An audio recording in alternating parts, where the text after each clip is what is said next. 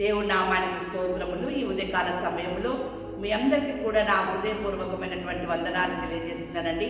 ఈ దినము దేవుడు మీతో మాట్లాడుతున్నటువంటి మాట ఏంటంటే, దేవుని బిడ్డలారా, ఈ దీవెనలన్నీ కూడా నీ మీదికి వచ్చును. ఏంటి ఆ దీవెనలు? నువ్వు ఎలా ఉంటే ఈ దీవెనలు వస్తాయి, నువ్వు ఎలా ప్రవర్తిస్తే ఈ దీవెనలు వస్తాయి అని చెప్పేసి దేవుడు నీకు ఈ దీవెనల గురించి తెలియజేస్తూ ఉన్నాడు. చూడండి, వాక్యం సెలవిస్తూ ఉంది కదా. ద్వితీయోపదేశ కాండము 28వ అధ్యాయము 1వ వచనంలో వాక్యం ఈ రీతిగా ఉంది. నీవు నీ దేవుడిన యెహోవా మాట శ్రద్ధగా విని నేను నీకు ఆజ్ఞాపించుచున్న ఆయన ఆజ్ఞలన్నిటినీ అనుసరించి నడుచుకున్న ఎడల నీ దేవుడిన యెహోవా భూమి మీదనున్న సమస్త జనముల కంటే నిన్ను హెచ్చించును. ఏమండి, దేవుడు మాట్లాడుతున్నటువంటి మాట, దీవెనలు నీ పైకి వస్తాయట. నువ్వు ఎలా ఉంటే ఈ దీవెనలు వస్తాయి?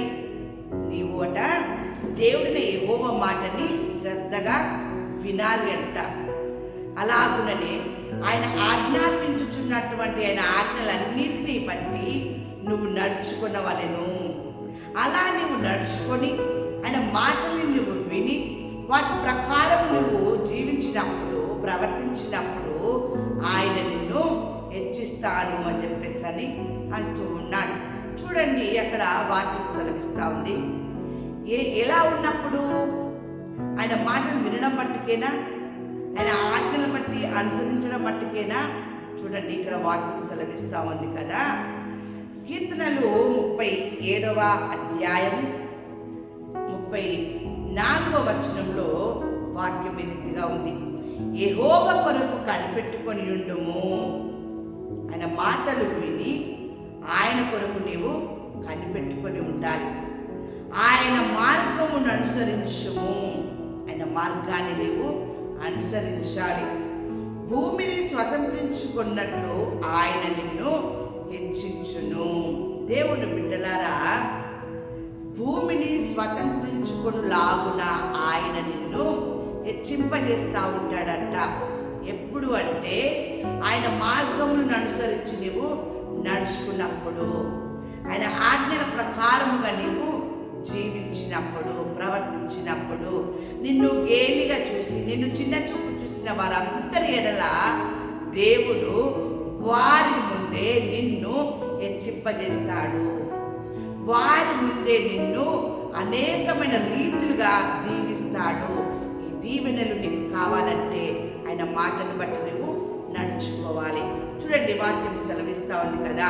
ద్వితీయోపదేశ కాండము 28వ అధ్యాయము 2వ వచనములో ఈ రీతిగా ఉంది. నీవు నీ దేవుడిన యెహోవా మాట విన్న ఎడల ఈ దీవెనలన్నీ నీ మీదికి వచ్చును, అవి నీకు ప్రాప్తిస్తాయంట. ఏంటి ఆ దీవెనలు? ఏమండి, ఏంటి ఆ దీవెనలంటే, నీవు పట్టణములో దీవింపబడుదువు, పొలములో దీవింపబడుదువు. అంటే నీవు చేస్తున్నటువంటి పని, అది ఏ పని అయినా సరే, ఆ పనిలో దేవుడు నిన్ను దీవిస్తాడట. దేవుని బిడ్డలారా, సమృద్ధి అయినటువంటి జీతముతో నిన్ను ఆయన దీవిస్తాను అని చెప్పేసి మాట్లాడుతున్నాడు. అంతేకాకుండా నీ గర్భఫలము, నీ భూఫలము, నీ పశువుల మంద కూడా దీవింపబడుతుంది. అంటే నీ ఆస్తి కూడా అభివృద్ధి అవుతుంది అని మాట్లాడుతూ ఉన్నాడు. అలాగుననే నీ గంపయు, పిండి పిసుకు, నీ తొట్టియు దీవింపబడును అని చెప్పేసి వాక్యం సెలవిస్తూ ఉంది. అంటే ఆహారమునకి, వస్త్రమునకి, ఆరోగ్యమునకు కొరత ఉండదు. ఆ రీతిగా నువ్వు దీవించబడతావు. ఎప్పుడు? ఆయన ఆజ్ఞలు బట్టి నువ్వు నడుచుకున్నప్పుడు, ఆయన మాటలను అనుసరించి నువ్వు ఉన్నప్పుడు, దేవుని బిడ్డలారా, నిన్ను దీవించి హెచ్చింపజేస్తాడు. ఇలాంటి దీవెనలన్నీ కూడా మీ పైకి వస్తాయి అని చెప్పేసి దేవుడు మాట్లాడుతూ ఉన్నాడు. చూడండి, కొట్లలోనూ నీవు చేయు ప్రయత్నములన్నిటిలోనూ నీకు దీవెన కలుగునట్లు యెహోవా ఆజ్ఞాపించును. ఏమంటే, నువ్వు చేస్తున్నటువంటి పని ప్రయత్నమే కావచ్చు, గృహ ప్రయత్నాలే కావచ్చు, వివాహ ప్రయత్నాలే కావచ్చు, జాబే కావచ్చు, చదివే కావచ్చు, మరి ఏదైనా సరే, ఆరోగ్యపరంగానే కావచ్చు, ఏదైనా సరే, ఆ పని ప్రయత్నములన్నింటిలో కూడా ఆయన నీకు దీవెనని కలుగునట్లుగా చేస్తూ ఉన్నాడు. అంటే నీవు చేసేటటువంటి ప్రయత్నాలన్నీ కూడా ఫలిస్తాయి, నెరవేరుతాయి, జరుగుతాయి అని చెప్పేసి ఆయన మాట్లాడుతున్నాడు.